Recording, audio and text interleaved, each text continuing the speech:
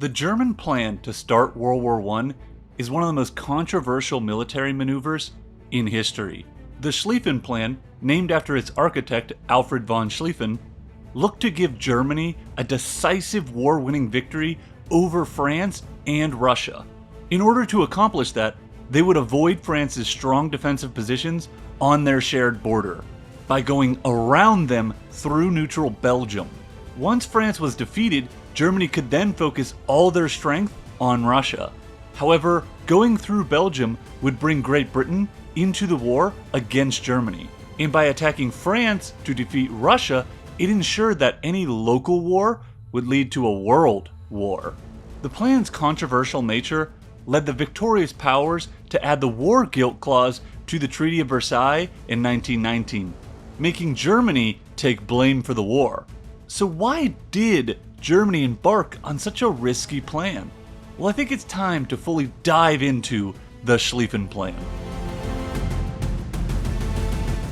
To understand the genesis of the Schlieffen Plan, we must go back to 1890s Europe. At that time, the dominant power on the European continent was Germany. The leader of Germany was Kaiser Wilhelm II, the grandson of Germany's first ruler, Kaiser Wilhelm I. Wilhelm II tasked his chief of the German general staff, basically the head of the army, who was Alfred von Schlieffen at the time, with creating a war plan in the event of a war with France. France and Germany had been rivals on the continent since Germany's founding in 1871. The modern state that we know of as Germany formed after 3 wars in the 1860s. In 1864 against Denmark, then in 1866 against Austria, and then finally in 1870 against France. Not only did the German people defeat France to form their state, they announced it with a ceremony in the Hall of Mirrors in Versailles, just outside of Paris, and was actually during the war that this was announced. Winning that war didn't just create Germany, but also France was forced to give severe concessions in the peace treaty to end the conflict. The 2 most important were, number 1, a heavy war indemnity payment of 5 billion francs was to be paid to Germany, while France would be occupied by the German army until it was fully paid. And number 2, the Alsace and Lorraine regions would be transferred from France to Germany. Germany's emphatic victory over France launched them to the premier power status on the European continent. But German leaders, like their famous military commander who won the Franco-Prussian War, Helmuth von Moltke, were always weary that France would one day launch a revenge war to reclaim the top power spot in Europe. That's why German leadership from 1870 until the outbreak of the Great War were always refining their plan in case of war with France. German war planning had evolved from the Prussian ideology. The Prussians had created the world's most efficient and effective army by the 1870s. And in their 3 wars of unification, they had won victories over larger powers like Austria and France because they had planned so effectively before the war and created efficient mobilization approaches. Because of that, the Prussians could strike hard and fast at their adversary at the moment war was declared. In the 1890s, though, the Germans needed to adapt their plans. In the event of a war with France, the French would not be alone like they were in the 1870 Franco-Prussian War. In the lead up to that war, the iconic statesman Otto von Bismarck had expertly played the diplomatic game to make sure no other countries came to France's aid during the conflict. However, in 1888, when Kaiser Wilhelm II took the crown of Germany, he quickly grew annoyed at Bismarck's power and prestige within Germany, and so he dismissed the legendary diplomat in 1890. The timing of that dismissal was important, because in 1890, the Reinsurance Treaty, which was created to maintain peace in Europe by preventing a conflict between Germany and Russia, was not renewed. The Kaiser didn't really think very highly of the Russians as an ally, and so he didn't really care much about renewing it.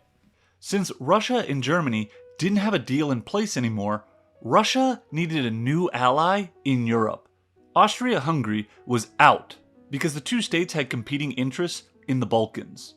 That caused those 2 to have many frictions. Great Britain was also out because at this time they didn't like to tie themselves to alliances on the European continent. And so that left France. France and Russia as allies were actually kind of perfect fits. The two things Russia needed more than anything at this point was money and technology. They were still trying to modernize their country and military. France could help greatly with that. France had the money to invest into internal improvements in Russia, to help them build railroads, for example.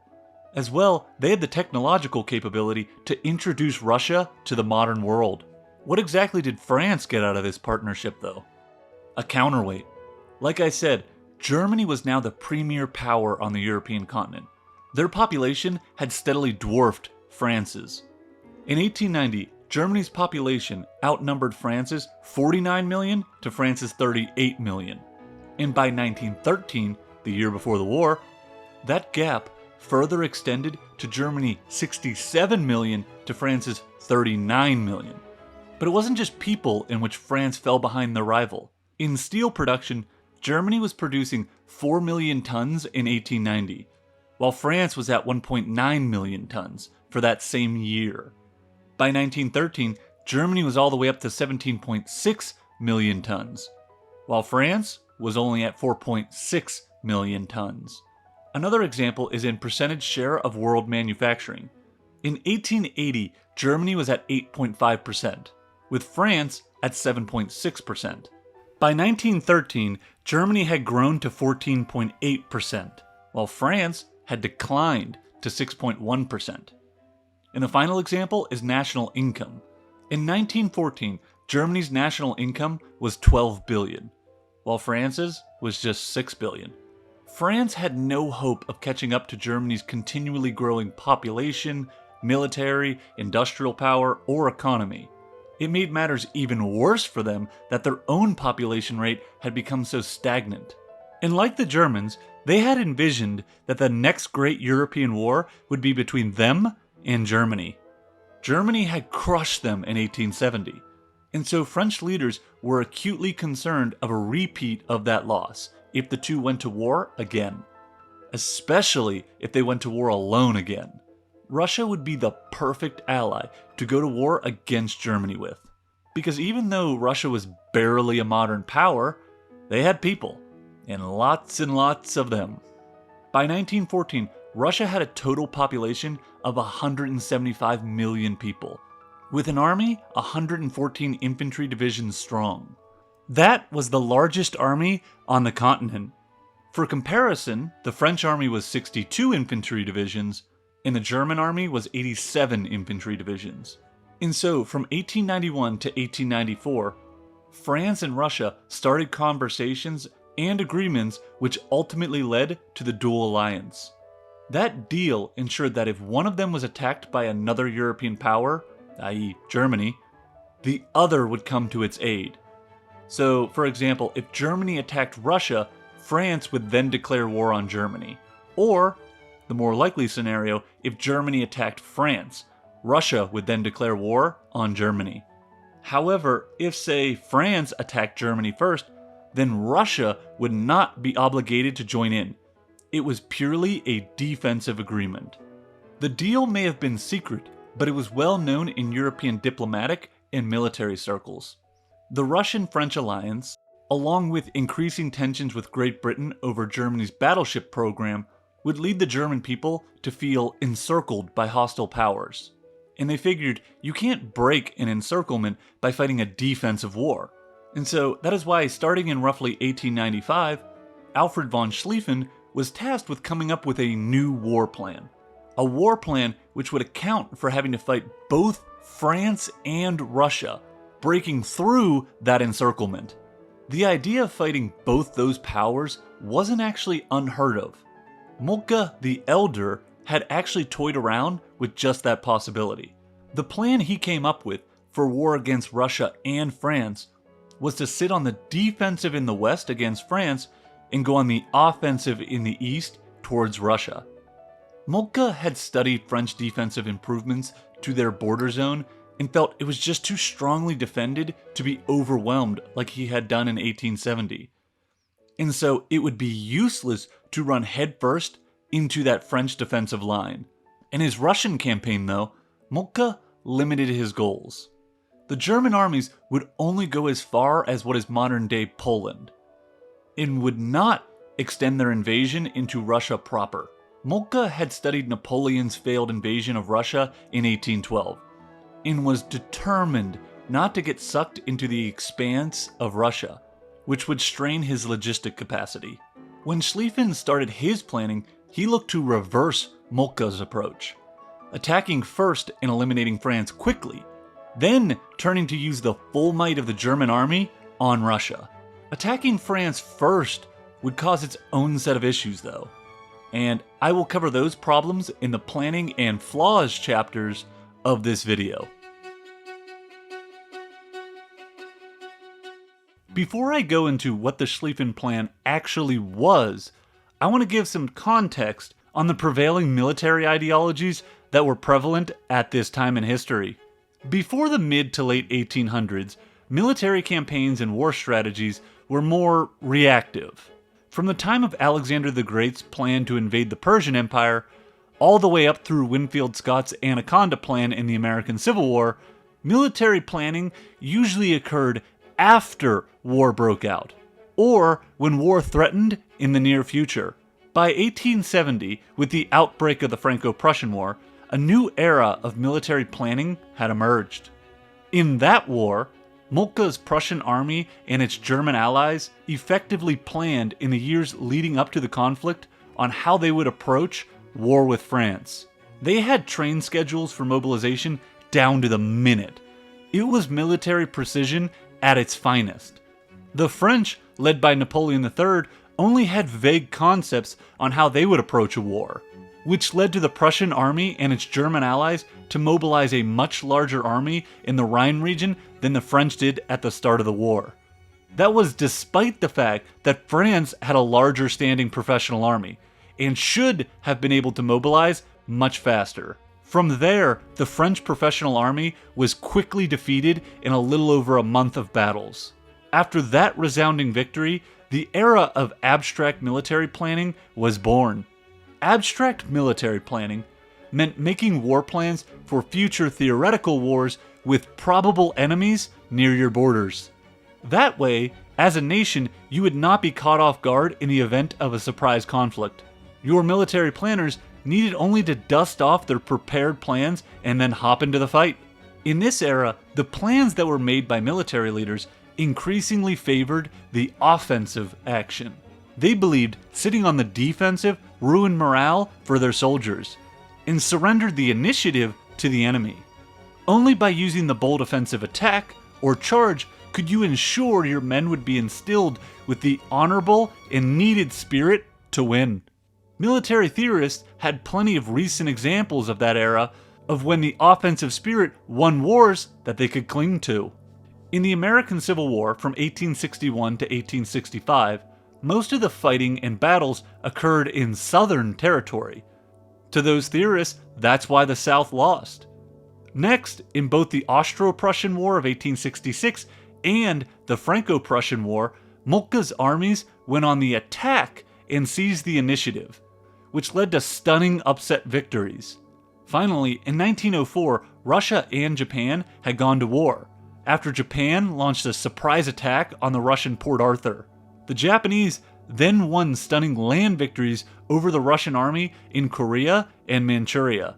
Military thinkers saw the Japanese army's willingness to take heavy casualties and keep attacking, then winning, as proof that the offensive war was the correct way to wage and win a war. War to them came down to who could press their attack the hardest. Fun fact on that, in 1913, only a year before World War I, the authors of the new tactical regulations for the French army wrote, "Only the offensive yields positive results." The regulations further stated that the bayonet was still the key weapon for the infantry. The regulations would then promise, "Success will not come to the one who has suffered the least, but to the one whose will is the steadiest, and whose morale is the highest tempered." There were glaring flaws in the logic of that era's military thinkers, though. Take the Battle of Fredericksburg from the American Civil War. In that battle, Union forces attacked headfirst into well-defended Confederate defensive positions. The frontal attacks by the Union forces were then decimated, leading to a lot of bloodshed without any gain. As well, in the Franco-Prussian War, the French chassepot rifle inflicted heavy casualties on Prussian assaults. If the French army had better leadership, the outcome of that war may have been different. Then, in the Russo-Japanese War, the Japanese army had exhausted its manpower strength in the battles for Manchuria.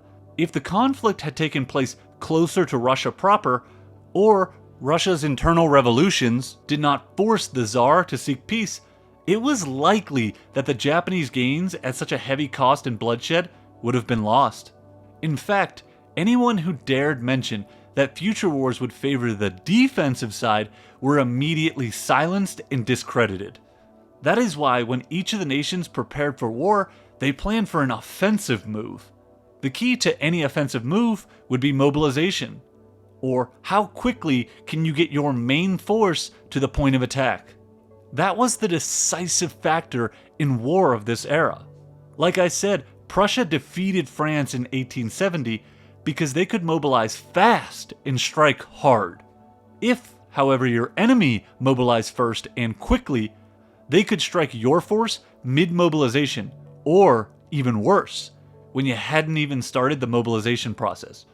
If your military was attacked by a fully mobilized force before you had reached full mobilization, defeat was inevitable. That put increasing pressure on military planners of this era to make sure they were first to mobilize and start executing their plan.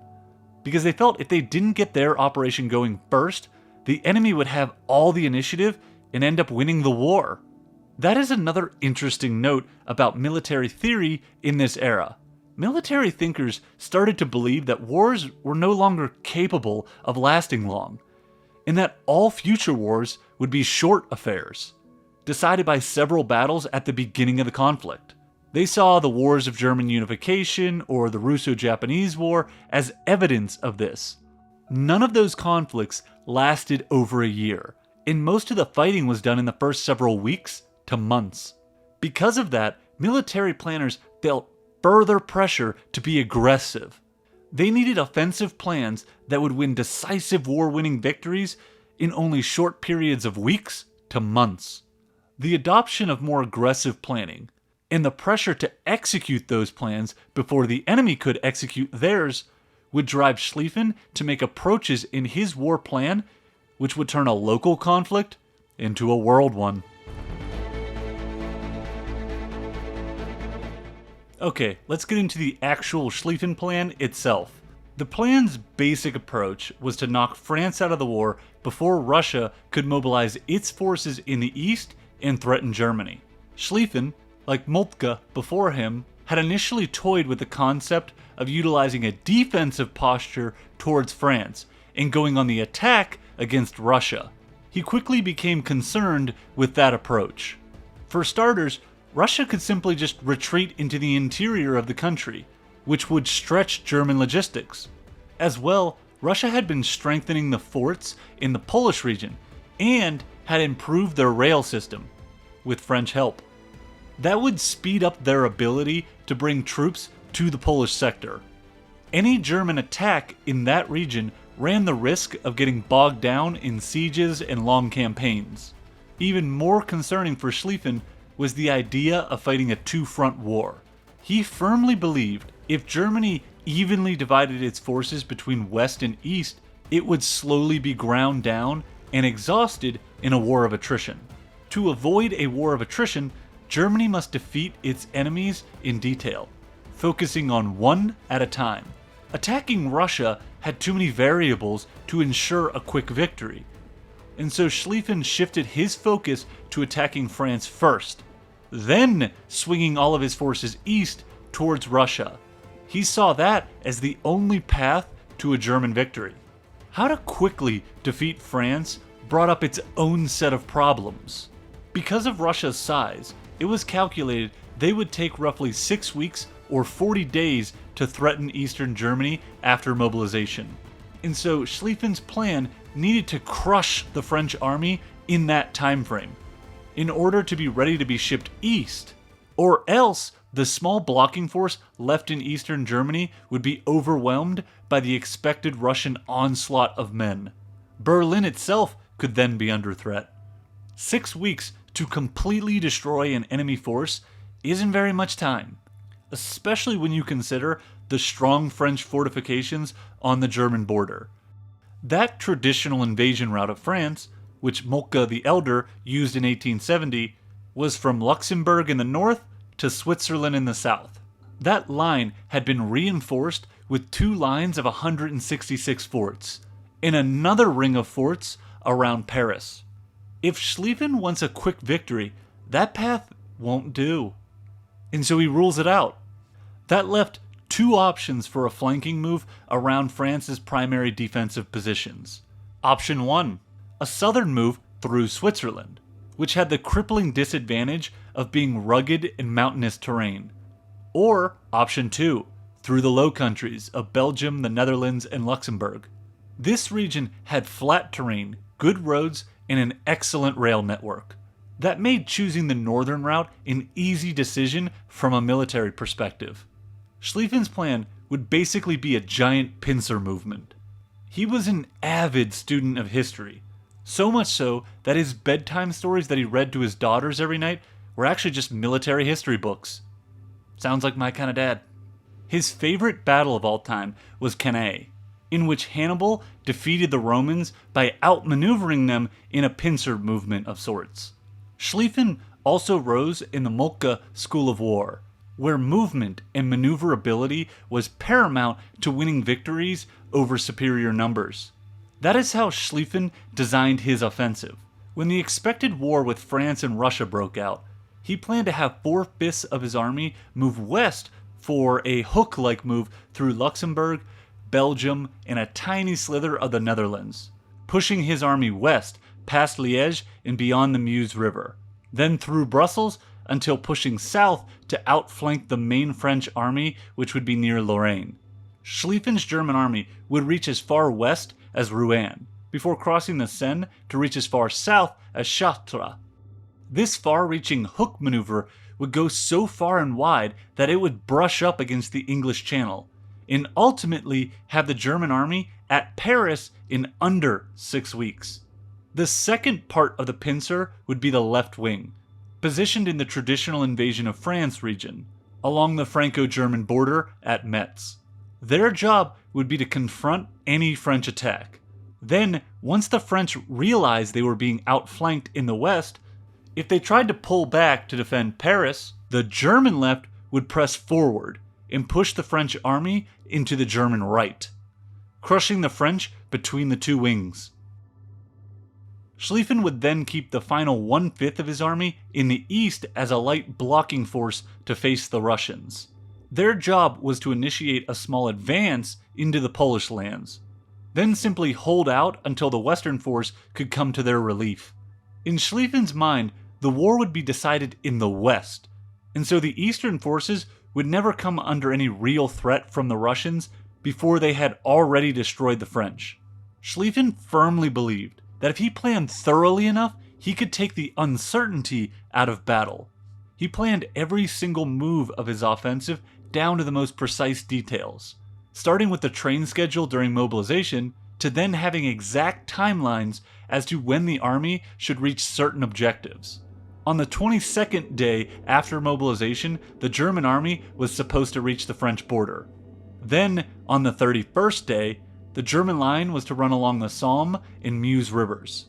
From that position, the right wing could push south and envelop Paris. Essentially, it was a giant semicircle 400 miles long. Then, on the critical 40th day, he planned for a massive war-winning decisive battle which would defeat the French army near Paris.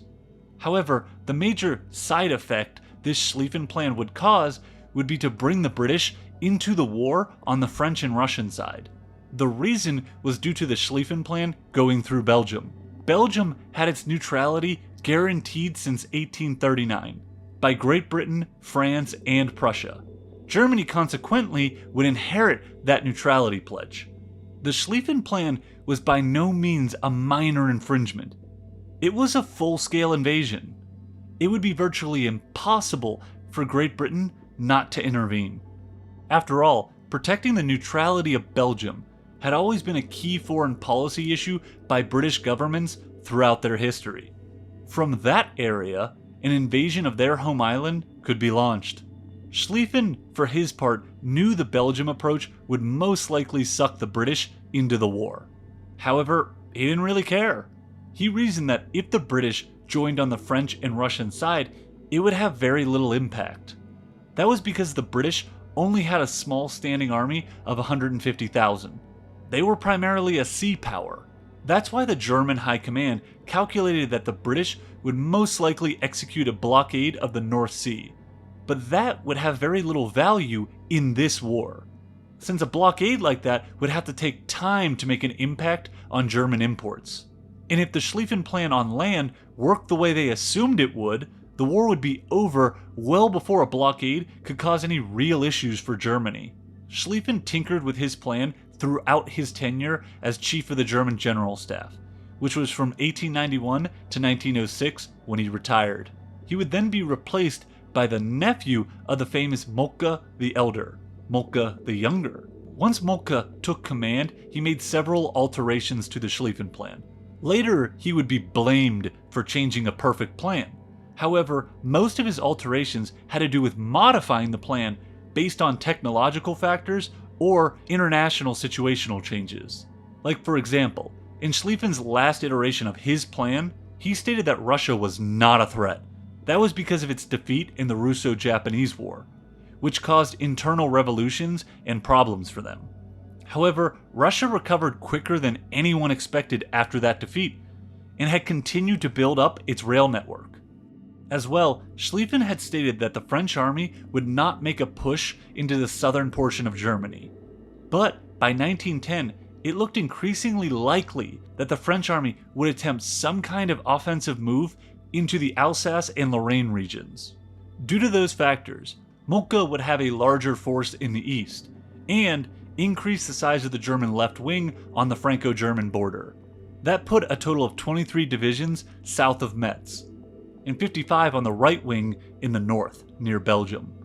Some critics incorrectly have stated that he took units from the pivotal right wing in order to reinforce his east and southern fronts. But that is simply untrue. He left the right wing completely alone. He had strengthened those two fronts by finding additional forces through the reserves. More importantly, Moltke made two other changes. In Schlieffen's original plan, he had German forces cutting across a small piece of the Netherlands. You can see it here, it juts out right between Belgium and Germany. Moltke decided to respect the Netherlands' neutrality. This may have shown Moltke's deep down pessimism with the plan, because his worry was by violating the Netherlands' neutrality, that would give the British additional ports they could use to land an amphibious force. As well, if the war lasted longer than expected, Germany could import supplies through the neutral Netherlands ports. That decision had a drawback though. It would mean the German armies headed for France would have to squeeze into a much more narrow space. The German First Army, on the western end of the right wing, had to maneuver 320,000 men with all of their supplies in an area 6 miles wide, between the strongly fortified Belgian city of Liège and the Netherlands border.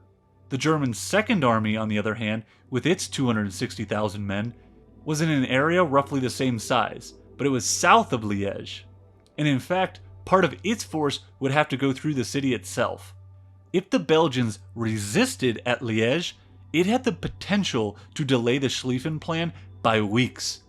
Weeks the German army just simply did not have. Moltke's second change had to do with the city of Liège. He decided to have German advance forces move even before the formal declaration of war was issued. He wanted them to get a head start in taking that key strategic point. German moves were not the only keys to the Schlieffen Plan. The German High Command looked to bring in some additional protection for their offensive. That protection would come from Austria-Hungary. Austria-Hungary was Germany's only real ally.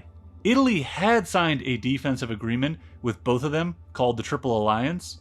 However, German leaders felt that Italy was unreliable. And anyway, that was a defensive agreement. And in this war with the Schlieffen Plan, German forces would be taking the initiative, or the offensive. German leaders wanted Austria-Hungary to make a move into the Polish lands of Russia. That move would distract the Russian army from being able to make a full-fledged push towards Germany's eastern border. However, Austria-Hungary wanted assurances that Germany would also launch an attack in force towards Russia. They didn't want to commit themselves to a sizable attack towards Russia, because Austria-Hungary was surrounded by pain points. They also had issues with Italy and Serbia. They preferred to focus their force against one of their Balkan enemies, rather than sending forces to protect Germany's eastern front. Basically, both Germany and Austria-Hungary wanted a commitment from the other to go on the offensive against Russia at the start of the war, without undertaking to do the same themselves. The two sides were never able to come to an agreement to fully coordinate their offensives. And so, when war broke out in 1914, neither one of them would launch a sizable undertaking into the Russian lands. Although it did lead Austria-Hungary to disperse its troop strength. Their army would be divided into three forces. One in the south near the Balkans, another near the Russian border, and a final one which could swing to support either of those two forces, effectively dividing their strength into thirds. The Schlieffen Plan was bold and thoroughly planned out, but that didn't make it perfect. The plan was loaded with glaring flaws, and that is what I will cover next. The Schlieffen Plan had a lot of problematic assumptions and goals, so let's cover them one at a time. The first flaw I want to cover was one of manpower. Schlieffen was limited by his era. At that time, an army's movement was mainly limited to traveling by foot. Sure, railroads were crisscrossing Europe at this point, but unfortunately for Schlieffen's large-scale plan, he could not rely on commandeering Belgian or French rail systems. He would need to use the roads to march his troops.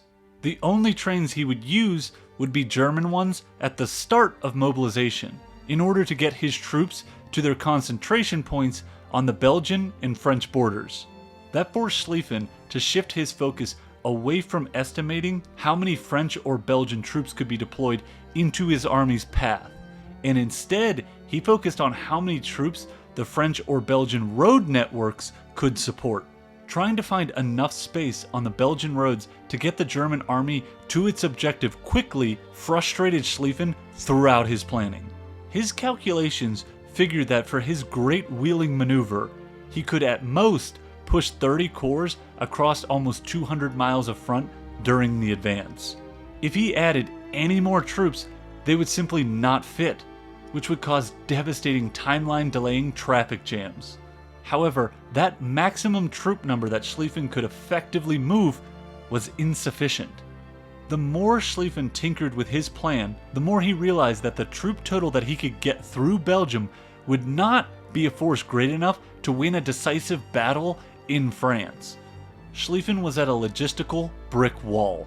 Railways could get his right wing into position for its great wheeling movement. The Belgian and French road networks could then get them to the outskirts of Paris in 6 weeks. But they would not arrive with the necessary strength to win a decisive war-winning battle. They were roughly 200,000 men short of that. And there was simply no more room to add more troops to his plan. The Schlieffen Plan was flawed at its very core. It had other flaws, though. Discounting a British intervention was one of those. Going through Belgium made it a near certainty the British would join the French side for a war against Germany. Like I said in the plans section, the German commanders discounted the effect of a blockade, but more importantly, they put incredibly low consideration into a British land intervention.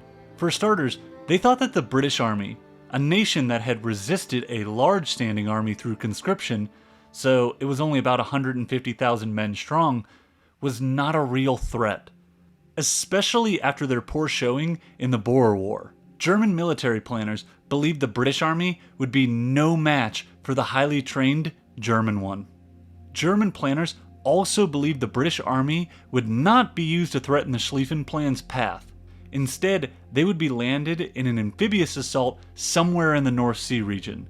And even if they did land in western France, in the Flanders region, the Schlieffen Plan did have a contingency that stated the German army was expected to stop, defeat the English, then continue on towards the French. However, no allowance for time was made for that delay.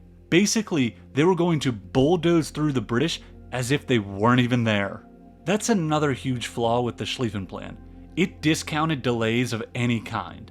Schlieffen believed that he could take the uncertainty out of battles and plan everything so rigorously that all eventualities would be covered. As the saying goes, no plan survives first contact with the enemy. There are just too many variables in warfare to ever think you can effectively plan them all out in advance. It's what the famous Prussian military theorist Clausewitz called friction. Basically, in battle, expect everything that can go wrong to go wrong. An example of this is how the German planners thought that the Belgian army, which had a strength of 200,000, would simply crumble in their path and cause no holdups. And because they planned for the Belgians and the British to be complete non-factors, when they did cause delays or showed stiffer resistance than expected, the plan immediately veered into failure. The timeline designed just could not afford delays of any kind. And the discounting of the enemy's fighting capabilities was not just limited to the British or the Belgian forces. The German general staff also had a very low opinion of both the Russian and French army's ability to match the German army in combat. As well, they felt the generals leading those two nations' armies would not come up with an effective counter once the Schlieffen Plan was in motion. Another crippling flaw of the Schlieffen Plan was its lack of flexibility, but not just timeline flexibility. Flexibility in enemies. The Schlieffen Plan only accounted for a war with both Russia and France, having no contingency for a conflict with one or the other. A war with Russia would automatically trigger a war with France in this plan. And because the plan went through neutral Belgium, that assured the British would join in too. The plan essentially made sure that any local conflict with Russia would then turn into a general confrontation with both France and Great Britain as well, forcing Germany into a two-front global war. The German general staff under Moltke did briefly toy with the idea of an alternative to the Schlieffen Plan, which was called the Eastern Deployment Plan, and that provided for a plan for a war with Russia alone. But they never really did put their full effort into it, because they didn't like drawing up plans for a war that did not promise quick results. And fighting a war with Russia is very hard to get quick results in. Another flaw in the Schlieffen Plan was its surprise factor of going through neutral Belgium, which made mobilization without an ensuing war impossible. You see, sometimes countries will mobilize their armed forces to show strength in order to get the other side to make some concessions. It's basically posturing to get your opponent to the negotiating table. From there, you can wind down mobilization and then let the temper simmer down. However, with the Schlieffen Plan, if mobilization was ordered, the German troops would be seen gathering heavily on the Belgian border. If the troops are then told to demobilize and head home, the cat will be out of the bag on how Germany plans to attack France in the event of a war. By going through Belgium, France would then make preparations to stop an attack from the Belgian route, which would ruin the Schlieffen Plan before it ever got a chance to be tried. That left German leaders deprived of the ability to use mobilization as a deterrent. If they used it as a deterrent, the Schlieffen Plan would be too exposed, and that ensured mobilization had to mean a war would ensue. As well, this Schlieffen Plan was massively secret within the army. That meant German diplomats or political leaders were left in the dark. Even the German Navy had very little insight into this plan, which made it impossible for joint service coordination. Hell, most of the German Army Corps commanding officers were not even told. And they were the ones who would be needed to execute it. Because of how isolated the general staff was while planning, they only took into account military considerations. That is how they came up with a plan that invaded neutral Belgium, and had very little contingencies for a war with only Russia. Finally, the most egregious error was one of hubris. The Schlieffen Plan was so revered within the German general staff that no one let the thought of failure cross their mind. That's a huge problem, because no one was asking the critical question of what happens next if we don't win a quick victory. Or what if after taking Paris, the French still hold out? I mean, they didn't exactly surrender quickly during the Franco-Prussian War, even after their professional army and emperor were captured at Sedan. The French continued to hold out and fight in that war for another 5 months. And that was when they were alone, without a massive ally like Russia. Asking questions like those were considered to be embracing defeatism, and so the general staff focused on executing the Schlieffen Plan rather than thinking critically. That is why when war broke out in 1914, and it didn't lead to a quick victory for the German army, they were at a loss at what to do next. The Schlieffen Plan is the most famous plan to start World War I, but it was not the only plan. In fact, all the other major continental powers had offensive war plans in case of a conflict. And those plans are what I'm going to cover in the next chapter. We'll start with the target of Germany's Schlieffen Plan, France. To France, its alliance with Russia was essential to its survival. Without a threat in the east, the German army could turn its full force onto France. And yet, getting the Russians to agree firmly to an attack on Germany in the event of war would prove to be pretty difficult. In the French military's control, however, was what they expected to do in the event of a war with Germany. From the 1890s onwards, the French looked to ease their tension spots around the globe.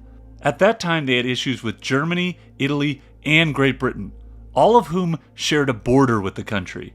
Obviously, Great Britain is separated from France by the English Channel, but they still are basically neighbors. Because of tensions with those three nations, the French military was stretched with pain points. However, by the early 1900s, they managed to ease relations with both Italy and Great Britain. So that left only the German border as the likely zone of future conflict for them. In that area, the French invested heavily into upgrading their defenses, like at the fortress of Verdun. The French military had long been considering only a defensive stance in the event of a war. However, with only one problematic area, they started to consider an offensive approach. After all, the offensive attack was considered paramount to success in this era. That offensive ideology would be led by General Joseph Joffre, who took over as Chief of Staff for the French Army in 1911. He never formulated a plan as concrete and comprehensive as the Schlieffen Plan, but he developed a vague idea to have the French army thrust into the German Alsace and Lorraine regions. More importantly, though, was how he planned to meet the expected German attack. He and the French leadership at this point in 1911 had a pretty good idea that the German army would launch an attack through Luxembourg and at least part of Belgium. The French had used spies, decoding of German codes, and anecdotal evidence of increased German rail construction to their Luxembourg and Belgian border zones to deduce that route of attack. The French military took this threat seriously, increasing their forces north and northwest of Verdun. Joffre even inquired if France could move troops into Belgium before Germany did, but was turned down. He would only be allowed to move troops into Belgium after the Germans had made the first breach of neutrality. The French had made a critical error, though. Joffre did not think the Germans would be able to send a large force west of the Belgian city of Liège, between the west bank of the Meuse River and the sea. The French believed the problem was reserve troops. In order to go that far west, the Germans would need to use reservists for an offensive attack. And in the French military mind, reservists were of poor quality troops who couldn't be relied on for an offensive move like that. They could only be used for tasks like guarding supply lines or besieging fortresses, and not for a complicated offensive attack. The Germans had actually come around to the idea of using reservists in the front lines, though. And even as more evidence was discovered that seemed to confirm the fact that the Germans would in fact attack on a wider, more western hook, still, Joffre resisted. He went into the Great War, believing he would fight the Germans from Lorraine to Alsace along the Franco-German border, as well as eastern Belgium and Luxembourg. That is why he left some 100 miles stretching from the French town of Isson, just south of the Belgian border, to the Channel completely undefended. That far left flank was completely exposed. The only possible protection was the British. If they sent their forces, which wasn't a sure thing, they would cover that gap. When war broke out in August of 1914, 4 British divisions would find themselves staring down the barrel of 2 German armies. Let's move on. What about the Russian plan for war? Like I said at the beginning of this section, the Russians were initially reluctant to give the French a firm commitment to launch an offensive west towards Germany. Russia's biggest problem was that its size made the country come into tensions with a variety of different nations at extremely faraway points. In the Far East, they had trouble with Japan. In the Balkans, they jostled with Austria-Hungary for influence. In the Black Sea region, they came into conflict with the Ottoman Turks. Then in the Afghanistan-Persian region, they had issues with the British. And finally, in the West, they shared a border with the powerful German state. Being that spread out put the Russians in a difficult spot. The next conflict for them could pretty much be anywhere. However, as crises broke out in the Balkans over the early 1900s, the Russians started viewing the Western theater as the most likely area of confrontation. Even though they would shift their focus west, that didn't make things that easy. For the Russians, their Polish possession was like a salient, poking out exposed to both Germany and Austria-Hungary. As well, the Russian mobilization in the event of war would take time. The average Russian soldier had to go twice as far as his German or Austrian counterpart. Sure, the Russian rail system was developing fast, but they still mostly had single-tracked lines. That is important because single-tracked lines can only support trains moving in one direction, while double-tracked lines can send trains in both directions. Double-tracked lines make the flow of men and supplies much easier and faster. For a good comparison, at the time of war, 38% of Germany's rail network was double-tracked, while only 27% of Russia's was. For all those reasons, utilizing the traditional Russian strategy of trading space for time seemed like the best approach. The Russian army could fight a defensive war and retreat into the interior of their country, letting their enemies strain their logistic lines and overexpose their forces, like how they had defeated Napoleon 100 years before. However, if Russia went this route, France would surely be defeated. France was Russia's main ally, and loans from that nation were the key to Russia's modernization. As well, with France defeated, the Germans could send their full might against Russia, which terrified the Russian leaders. That is why, in the years before the war, Russia gave France a more firm commitment to launch an attack at Germany's eastern border. The Russians promised the French that by 15 days after war was declared, they would attack Germany. However, this would not be Russia's only offensive move. Since crises in the Balkans over the early 1900s kept flaring up, Russian leaders saw a war with Austria-Hungary as incredibly likely. Many Russian generals preferred focusing their war in that sector, since they felt confident they could defeat the Austrians. The Germans, on the other hand, most Russian generals had an almost obsessive respect for their army, and felt pessimistic about their chances in a conflict with them. In the end, Russian Minister of War Sukhomlinov split the difference. The new Russian plan, called 19A, would have an early attack against both Germany and Austria-Hungary after mobilization. This dispersal left the Russian armies without decisive force in either sector. It also complicated mobilization, resulting in Russia's enemies to be fully ready by the 16th day of mobilization, while Russia would only have 50% of its forces in place. Next up, let's cover the small nation of Belgium. Did they have plans in place for the event of a war, even though they were a neutral? They did. In the 1890s, they had invested heavily into fortresses at Liège and Namur. Those fortresses were considered to be some of the most modern in all of Europe. As well, they would eventually adopt a compulsory military service program in 1912. Belgian King Albert I, along with his military leaders, had grown concerned about a German move through their country. That was because Kaiser Wilhelm had made threatening remarks towards the Belgian king.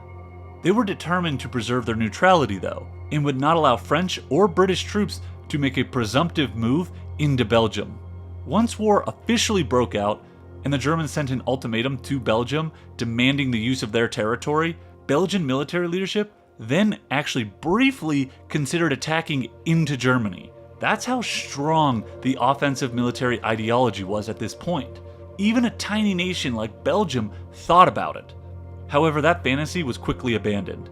They settled on the course of sitting on the defensive behind their strong forts, and would not appeal to the French or British to enter Belgium until Germany physically violated their border.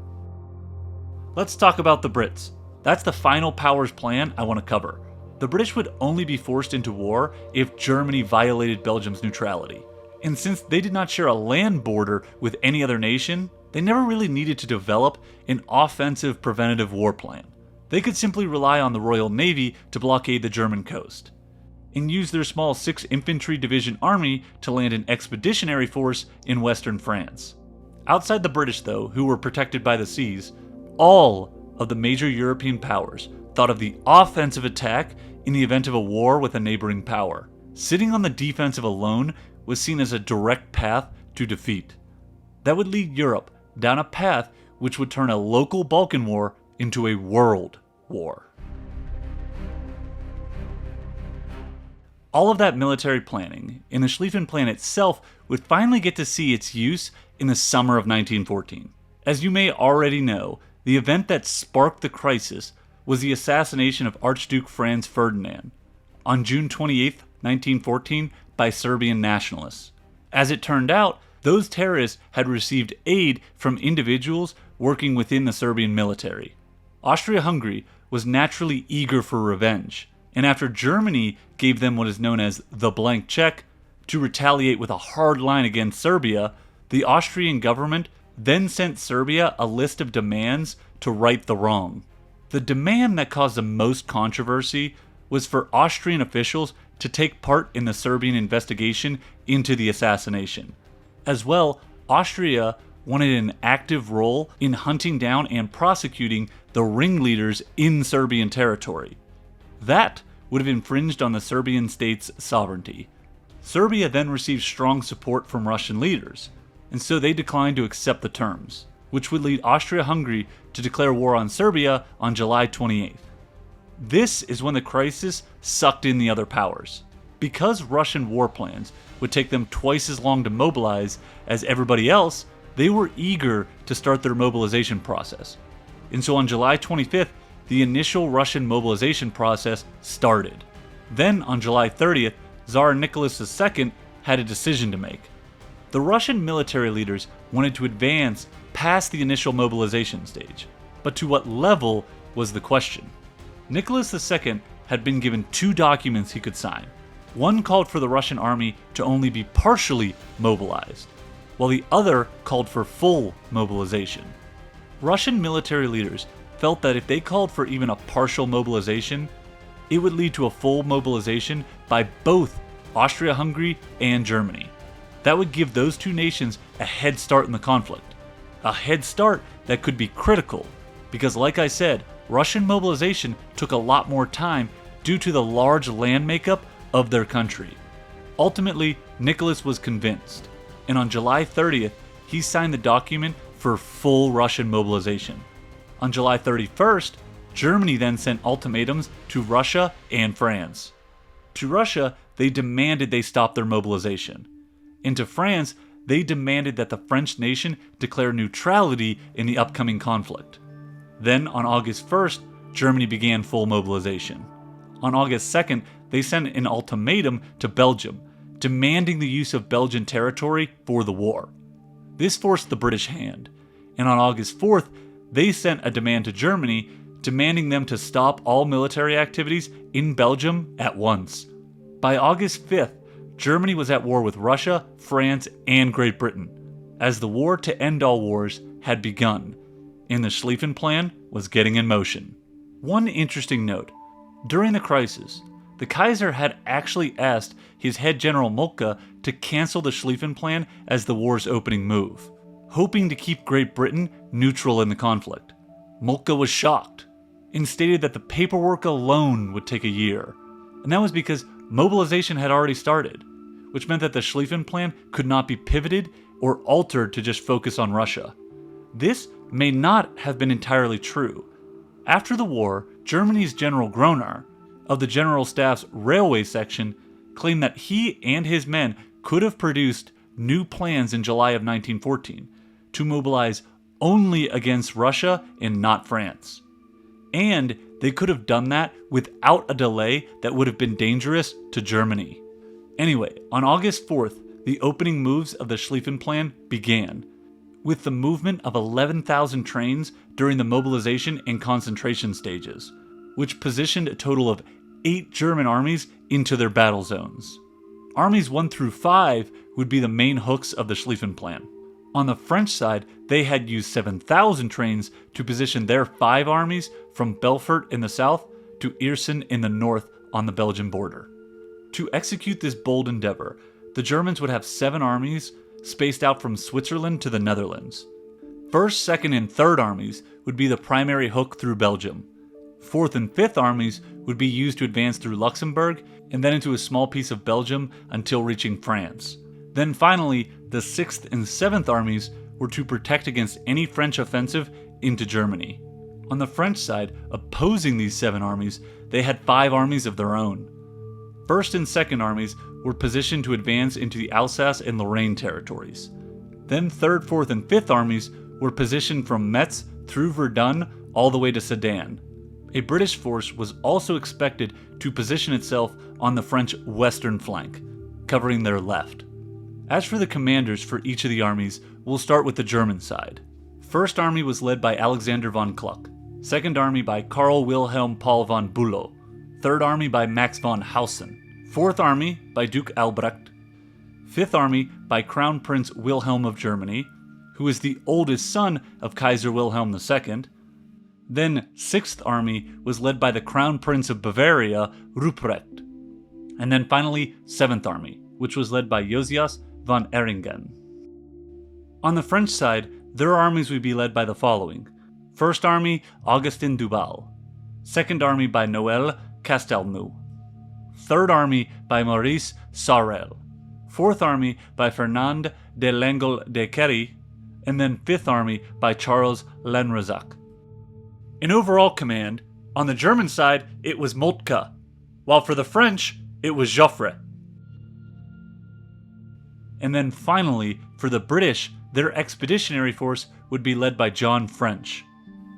For the Schlieffen Plan to work, the German Northern 1st and 2nd Armies getting across the Meuse and hooking right would be key. That meant taking the Belgian fortress cities of Liège and Namur.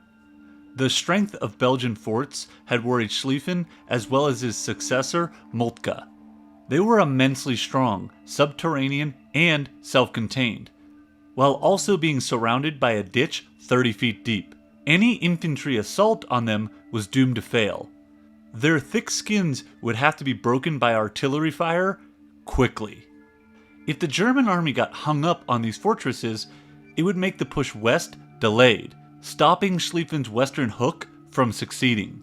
When Schlieffen retired in 1906, no gun yet existed that was big enough to complete the task of destroying those forts.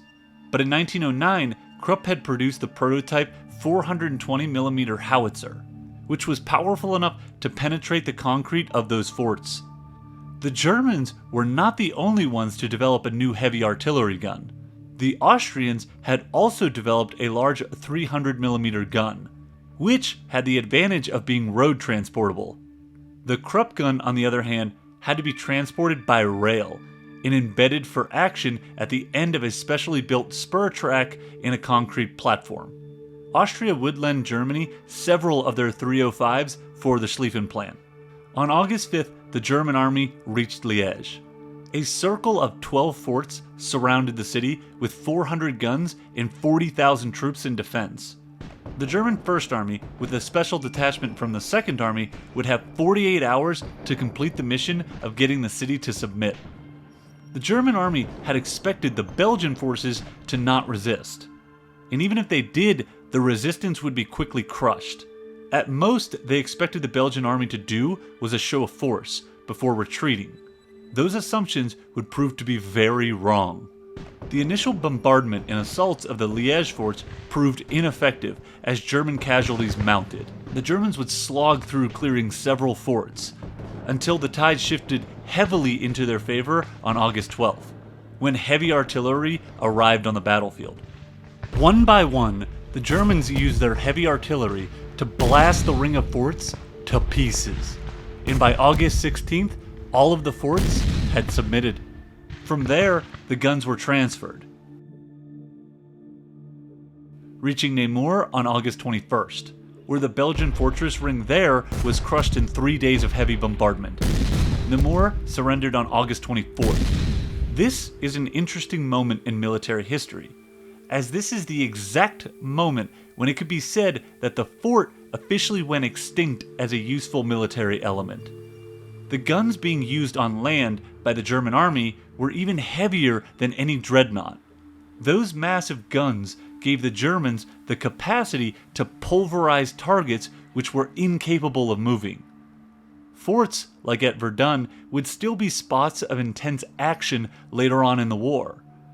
But that was mainly as fixed points of an encounter, around which a decisive battle would be waged by fluid masses of men and mobile weapons.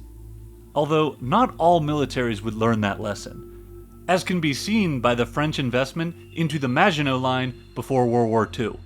Speaking of the French, with the declaration of war, French commander Joffre instituted Plan 17, which called for a headlong offensive into the former French lands of Alsace and Lorraine.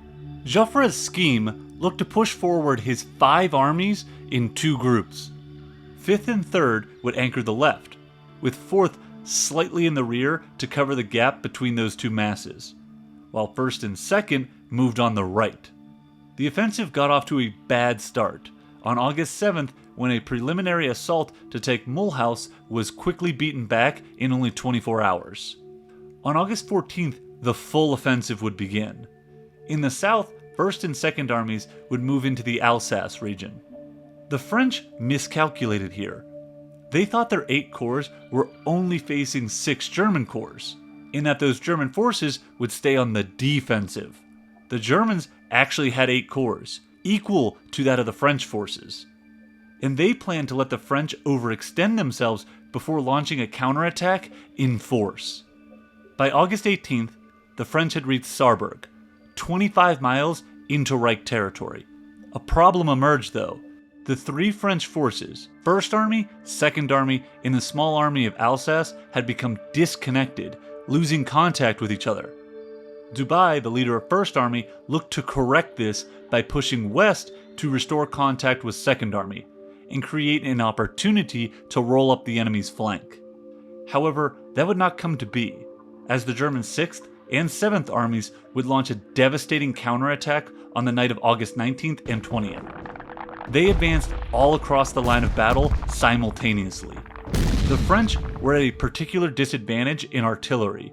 In the decades before World War I, their military leaders had believed future wars would be fast affairs, and so field artillery would be paramount over heavy artillery. They felt heavy artillery would be too slow and cumbersome in a modern war. In the Alsace region, they paid the price, as 1st and 2nd armies were pushed back to their starting point on the Meurthe River by August 23rd.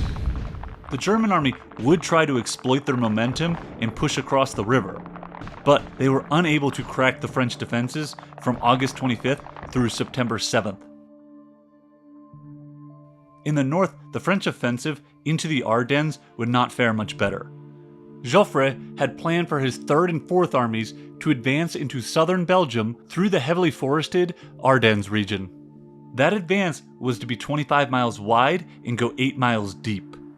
This would be tough to accomplish for 2 reasons. Number 1, the Ardennes is an extremely unforgiving region to invade through. It's full of woods, hills, and wet valleys, which really confines an army's ability to move on what few roads did exist at that point. The second problem was that, unknown to Joffre, the Germans had planned for their 4th and 5th armies to attack east through this exact same region. Joffre's headquarters was completely unaware of this. French reconnaissance forces of cavalry and aviators had missed the signs of the German advance. The Germans, on the other hand, were well aware of the French maneuver. At this point on August 22nd, the French forces were extremely vulnerable. Their formations were in an echelon, or like a flight of steps, descending in an easterly direction from north to south.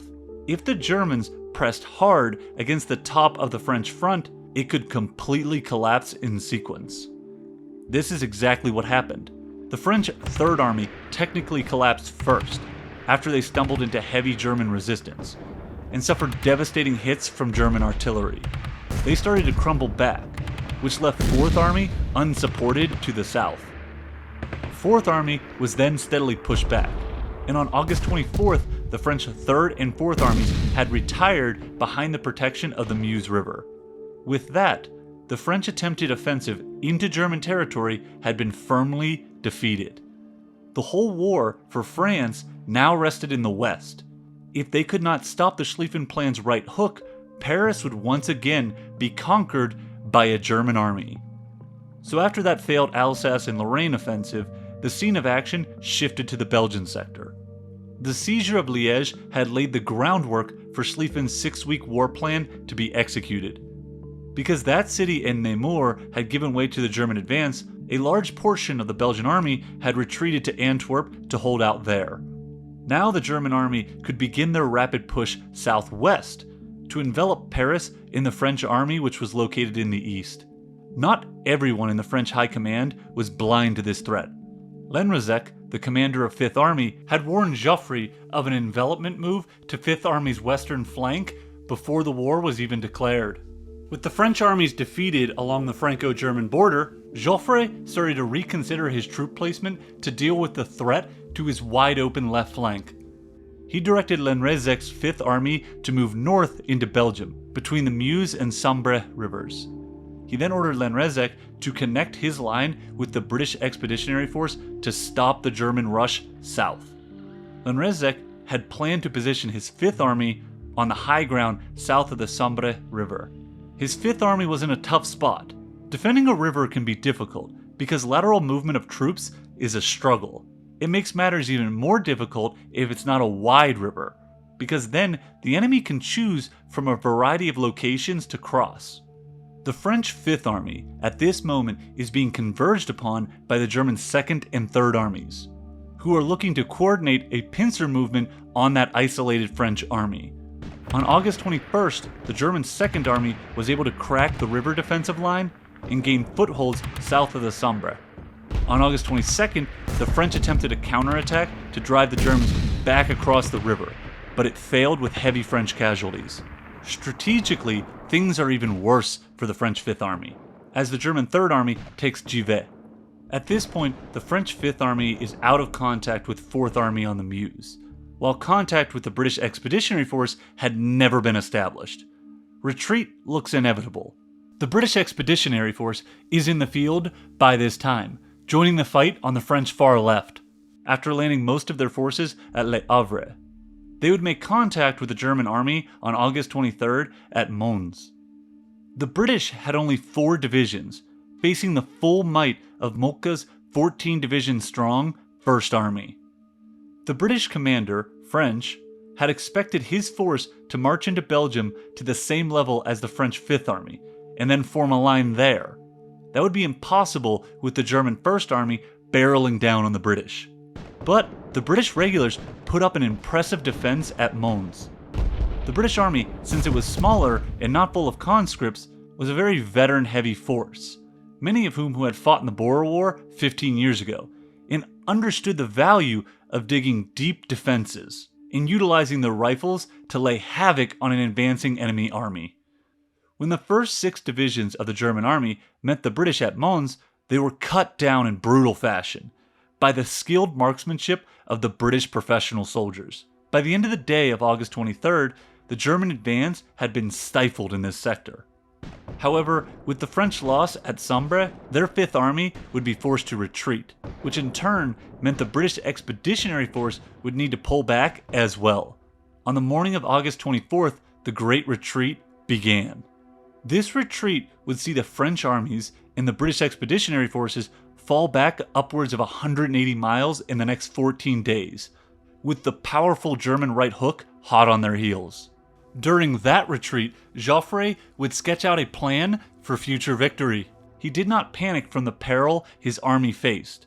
Instead, he looked at the great fortresses of France, like Verdun, still being intact, and the Seine River not being breached, as anchors he could use for his retreat. If he could keep the cohesion of his forces during the retreat, the French and British armies could reform their defensive line deeper into France. From there, his armies could launch a massive counterattack to send the Germans reeling. As the Germans advanced, their logistics supply and communication lines would become steadily stretched, while adding reinforcements would become increasingly more time-consuming. The French, on the other hand, would be shortening their lines, perfect to deliver a strike at an enemy who had overextended themselves. By August 26th, the Great Retreat was in full swing, with the German 1st, 2nd, and 3rd armies advancing hot on the heels of the British Expeditionary Force and the French 5th Army. The German 4th and 5th armies would also be on the move, advancing through Luxembourg and Belgium into French territory. The German 2nd Army was holding tight to the British force, causing it to fight a bitter rear action. On August 27th, Joffre ordered the French 5th Army to launch a counterattack, in order to help stall the German 2nd Army's advance. The encounter would occur on the upper course of the Oise River, which the Germans would need to cross in order to achieve the Schlieffen Plan's objectives. The battle would begin in the early morning mist on August 29th, and would be called Guise by the French and St. Quentin by the Germans. At this spot, the French army would manage a great strategic victory, as they halted the German 2nd Army's advance, which freed up the British units to continue their retreat. In all, the action won the British and French forces an extra day and a half to reposition their armies.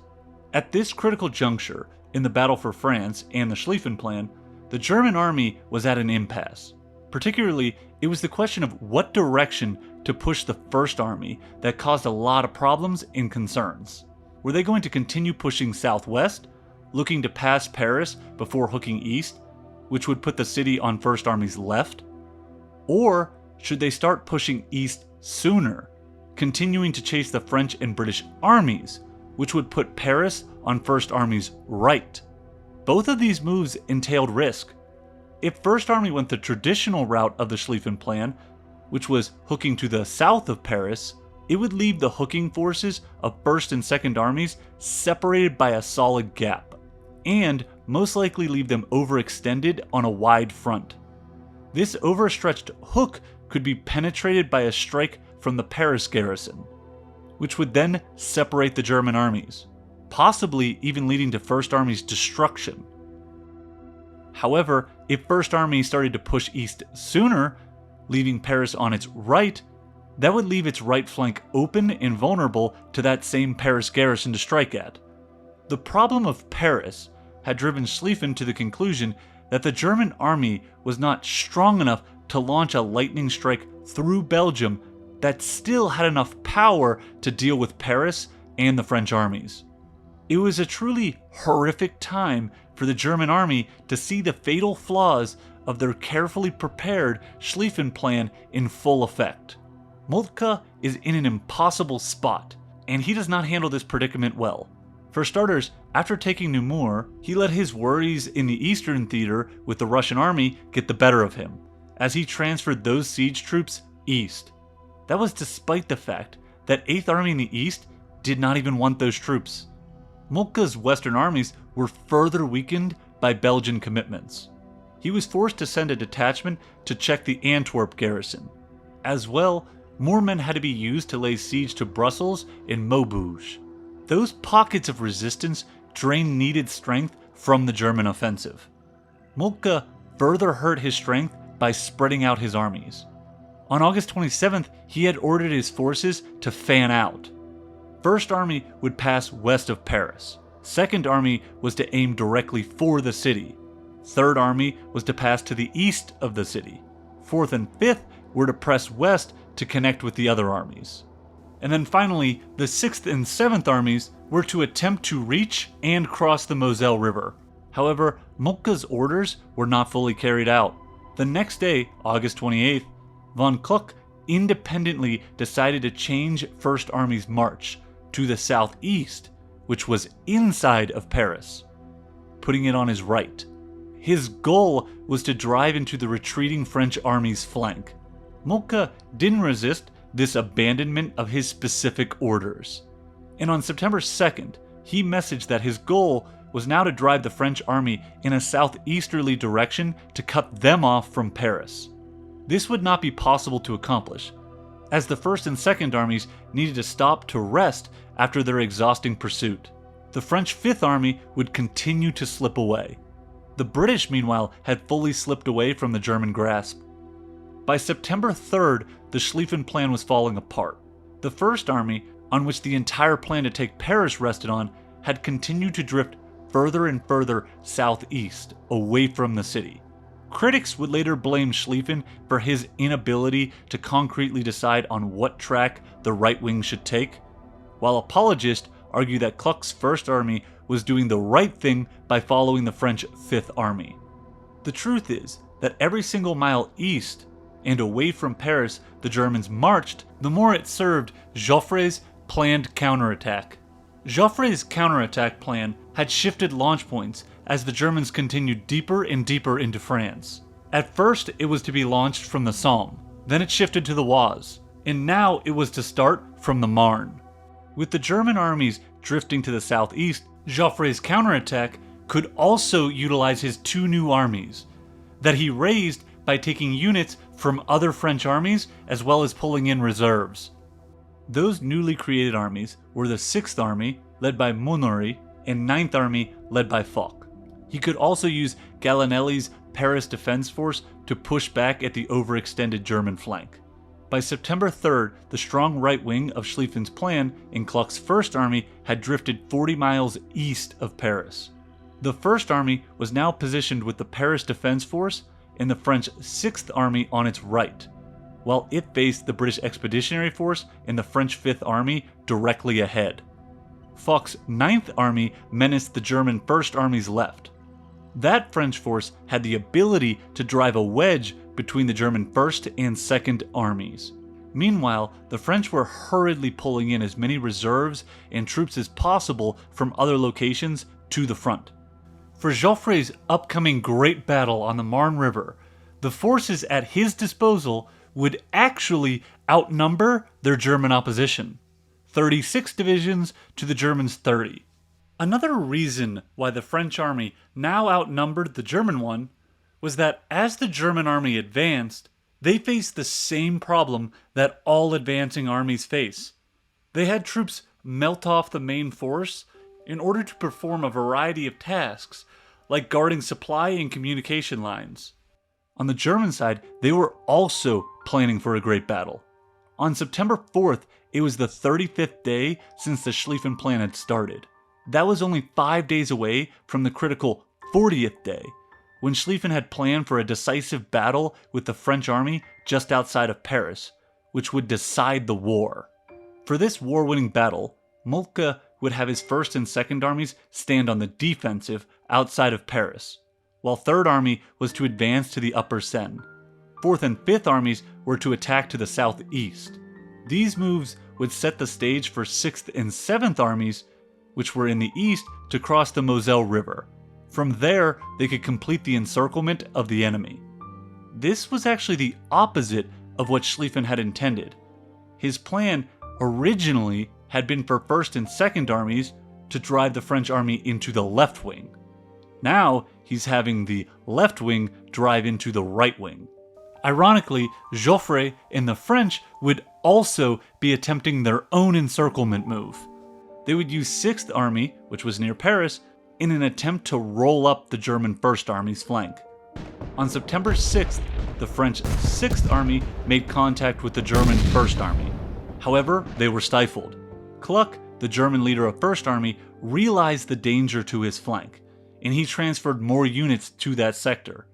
By transferring units to that sector, Kluck had now weakened his front, which faced the main enemy force in the east. By September 9th, the pivotal 40th day, the German 1st Army was no longer on the Marne actually. They had in fact pulled back to the Ourcq River, where it faced not Paris nor the main French army, but instead the French 6th Army. With this new positioning, the Germans were in a strategic dilemma. 1st and 2nd Armies were separated by a 35-mile long gap. The French and British forces would then make things harder by continuing to advance. The French 6th Army continued to press at the German 1st, while the British and the French 5th began to hit the gap between 1st and 2nd Armies. Bülow, the leader of 2nd Army, was then forced on September 7th to realign his forces, moving behind the Petite River, a retreat of 10 miles. The German right wing was now effectively divided into 3 sections. Kluck's 1st, which was north of the Marne, Bülow's 2nd, which was below the Marne, but retreating across the Grande and Petite Moraine, with his left only loosely connected with Hausen's 3rd Army. Joffre's new 9th Army is next to advance. They start pushing at the German 3rd Army. Across the entire front, the German army is in a dire predicament at this moment. There are gaps between 1st, 2nd, and 3rd Armies. Those forces are all being pressed along their front lines by the French 6th on the left, the 5th and the British Expeditionary Force in the center, and the 9th on the right. The Allied forces could exploit the major gap between 1st and 2nd Armies in 2 ways. One, they could mass against 1st Army's left and turn their flank. Or they could mass against 2nd Army's right and turn their flank. The Allies had the freedom of action to choose which German army they wanted to destroy. On September 9th, the order was given for a full-scale retreat of the German army in France. They will now look to fall back and form a more defensible line north of the Marne. 2nd Army retreats first, followed by 1st and 3rd Armies, and then finally 4th, 5th, and 6th Armies give ground. The new defensive line will be along the Aisne River. This was Moltke's final order. On September 14th, he was relieved of command. The German retreat would turn this from a wide-open war of maneuver into a static trench war, which is what it became famous for. By September 17th, both sides realized there was still an opening in the empty northwestern sector, which then began the race to the sea. The French and Germans would throw as many units as they could into that open region. The French were looking to turn the Germans' flank, and the Germans were looking to plug the gap. After the race to the sea ends, the front line will stretch from the North Sea to Switzerland and encompass 475 continuous miles of trenches. The German dreams of a quick victory are over. There will be no repeat of the glory of 1870. They will now face a 2-front war of attrition, with a Russian colossus gathering in the east. Worst of all for the Germans, they had put all of their hopes into a quick victory with the Schlieffen Plan, and now that it has decisively failed, there is no backup plan to fall back on. Anyone who theorized about failure was seen as a defeatist and discredited, and so now the German army must figure out what to do next. In the east, though, the German army actually fares pretty well against the Russians in 1914. Even though they were outnumbered 22-9 divisions, led by Hindenburg and Ludendorff, they inflicted several stunning defeats on the Russians. Those victories limit the extent of Russian gains into German territory by the end of 1914. In fact, the Germans themselves actually had a foothold into Russian territory at the end of the year. Their Austrian allies were not so fortunate. The Russian army had pushed forward to take a good portion of their land, which sent the Austrians reeling. From the start of 1915 onwards, the German army would have to commit significant resources to propping up their ally in the east. The Schlieffen Plan failing meant that a quick victory many in the German high command counted on would not happen.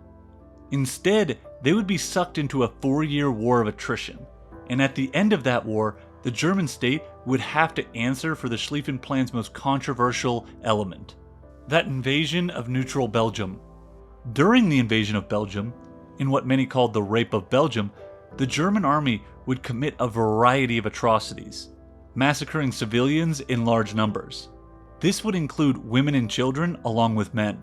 The German troops in the lead up to the invasion had become paranoid of guerrilla warfare style attacks, led by civilians. Some Prussian soldiers had experienced this in the Franco-Prussian War, and so these new soldiers became determined to deal with the civilian population of Belgium harshly.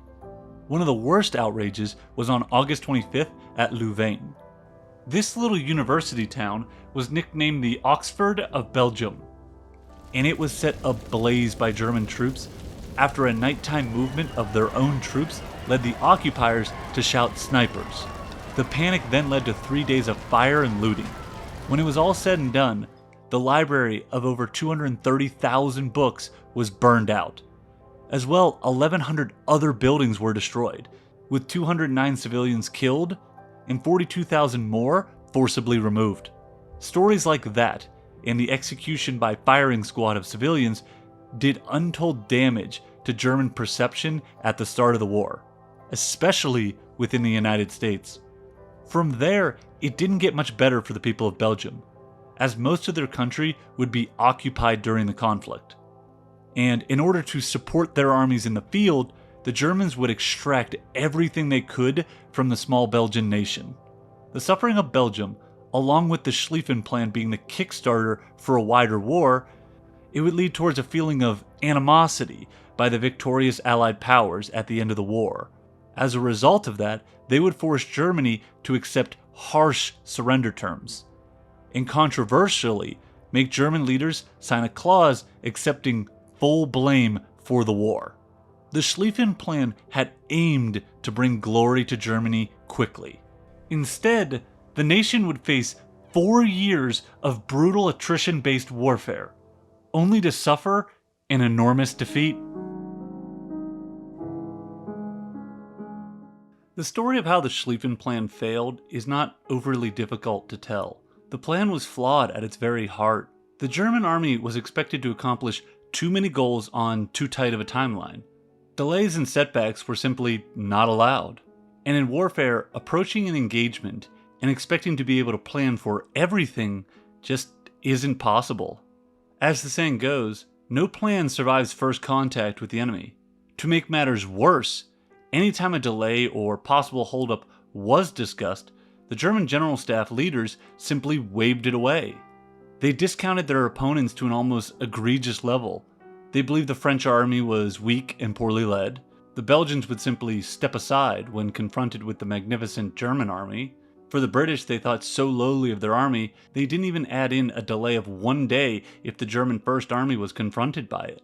And finally, the Russians, they thought would be too slow in mobilization to make any impact before that 40-day mark. All of these assumptions turned out to be wrong, but especially in the West. The Belgians fought tenaciously at Liège, Namur, Brussels, and Antwerp, causing severe delays and manpower strains to the German advance. The British army, which was supposed to be weak after a poor showing in the Boer War, showcased just the opposite.